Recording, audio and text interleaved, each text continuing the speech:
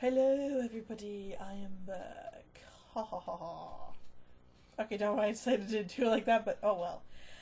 Anywho, it's time for the next chapter of my Harry Potter book series reviews. And today, it is Harry Potter and the Prisoner of Azkaban. Surprise enough, I didn't think I actually have this book, but thankfully I do.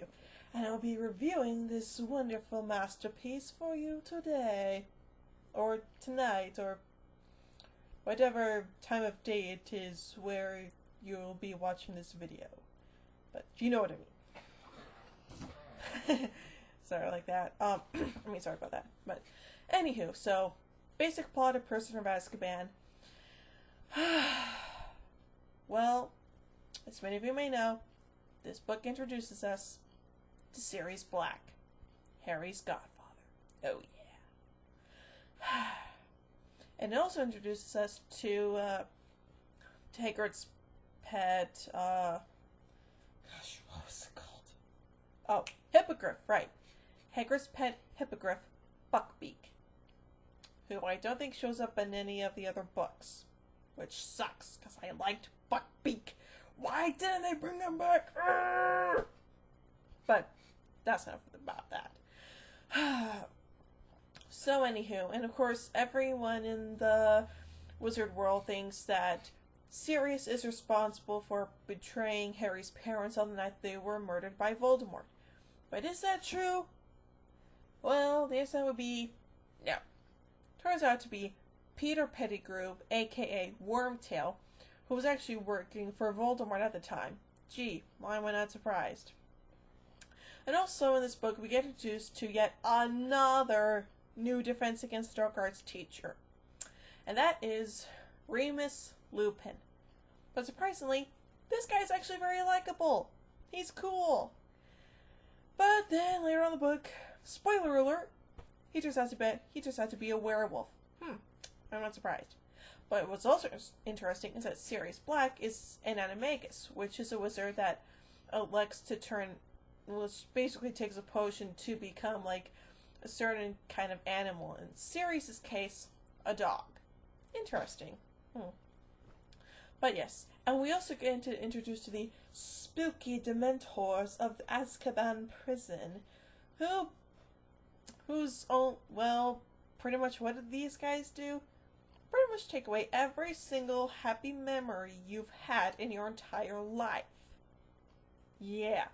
But thankfully, there's a charm that we learn in this book that can repel the Dementors to make them go away. That is Expecto Patronum.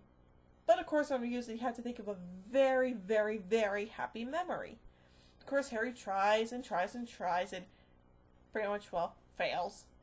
Until he finally manages to produce a Patronus, which is a stag. Yep. Pretty cool. And also in this book, there's another thing we're introduced to, the Marauder's Map.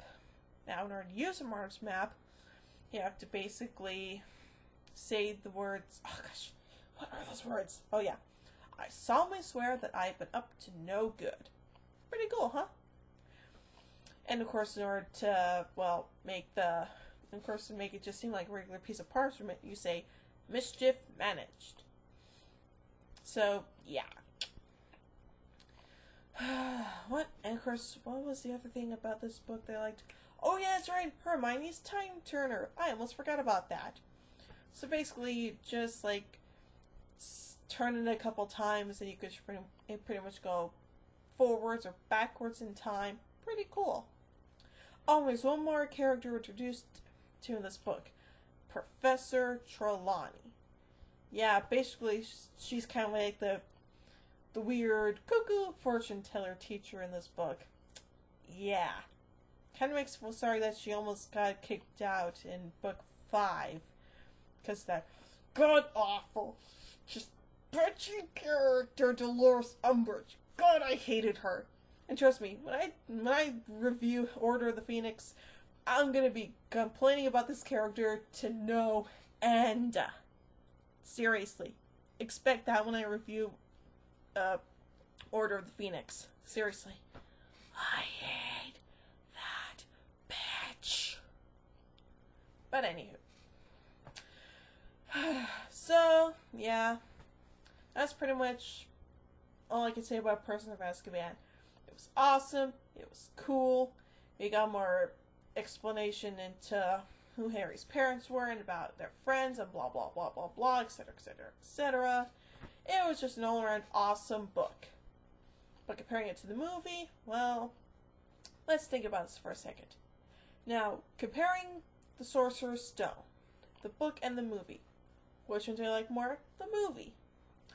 Chamber of Secrets, which one did I enjoy more? The movie. Prisoner of Azkaban, I enjoyed both the book and the movie. Even though it's been said a million times, when you turn a book into a movie, you have to make some differences. You have to either change things around or cut things out for time and budget. For time, money, and budget restraints. We get it. But in this book, it was awesome. And in the movie, even more awesome. So there you have it. But still, Prisoner of Azkaban is an awesome book, and I love it. As a matter of fact, remember I said in Chamber of Secrets that I actually said it was my favorite book in the series? Well, I'm going to change my mind about that. Prisoner of Azkaban is definitely my favorite book in the series. I'm sorry, but it's awesome. And of course, when I review Goblet of Fire, that opinion might change drastically, believe me. But still, let's take into account that of course, when books have to turn into movies, they have to change things around or cut things out. And then like Lord of the Rings, they did that. Chronicles of Narnia, they did that. Twilight, they did that. Maybe a little bit, I don't know. Oh, that's right, I forgot. I haven't read any of the Hunger Games books. Of course, I don't know when the first movie's coming out, so I wouldn't know about that. But of course, they are turning The Hobbit into a movie. Well, actually a two-parter movie to be exact. Why do they have to do this? The Hobbit's not that long of a book, people. Seriously. I don't understand why they had to do a two-parter with Harry Potter and Deathly Hallows or the Twilight Saga Breaking Dawn. I get it. The book is too long, there's just too much information, and you can't cram it all into a 3-hour-long movie. We get it. The Hobbit? I might have to read the book to find out. But still, what else can I say? But still, getting back to Prisoner of Azkaban, I loved it. The book was fantastic. The movie was equally fantastic. I loved it. It was great. Oh, and one more thing I forgot to mention. The names of the people who created the Marauders map. Moony, Wormtail, Padfoot, and Prongs. Now, let's think about those names for a second. Okay. Moony. That would be Lupin. Wormtail. That would be Peter Pettigrew. Padfoot. That would be Sirius Black. Obviously. Prongs. Let's see here. Who would that be? Oh yeah, Harry's dad, James Potter. What a coinkydink. No, really. What a coinkydink. But still, Prisoner of Azkaban, great book, great movie. I love it. So, yeah, that's pretty much all I can say about Prisoner of Azkaban. If you enjoyed the book, good for you. Enjoyed the movie? Good for you. If you didn't enjoy the book but enjoyed the movie, well, yeah. Of course, if you enjoyed the book well, wait a minute. If you did enjoy the book but enjoyed the movie, good for you. If you did enjoy the book but didn't enjoy the movie, what is wrong with you people? The movie was awesome! But still, Prisoner of Azkaban, a really good book. It was just flat out awesome. And let's not forget to mention that Harry got a new broom in the book, the Firebolt. Man, that was awesome. Unfortunately, we only got to see the Firebolt at the end of the third movie. What's wrong, people? But, oh well. But still, Prisoner of Azkaban was just freaking awesome, and I loved it. So, that's it for now. Talk to you guys later. Bye.